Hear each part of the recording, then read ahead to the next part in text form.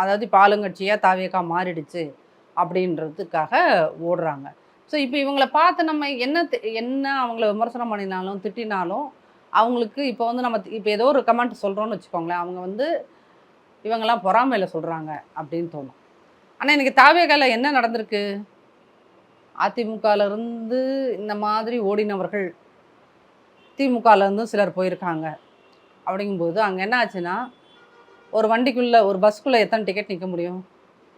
Cheating நிற்கிறது எல்லாம் சேர்த்து மேக்ஸிமம் ஒரு 80 ஒரு பஸ்ஸோட கெப்பாசிட்டி அப்படின்னா, இப்போ அந்த பஸ்ஸில் எப்படி இருக்குது அப்படின்னா 800 பேர் ஏறிட்டான். பஸ்ஸு சின்னது தான், ரெகுலர் பஸ்ஸு.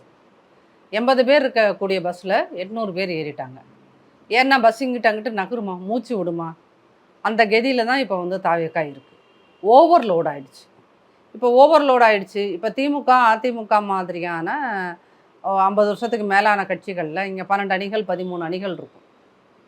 எத்தனை பேர் வந்தாலும் அவங்கள போட்டு எங்கேயாவது ஒரு இடத்துல பிளேஸ் பண்ணிட முடியும்.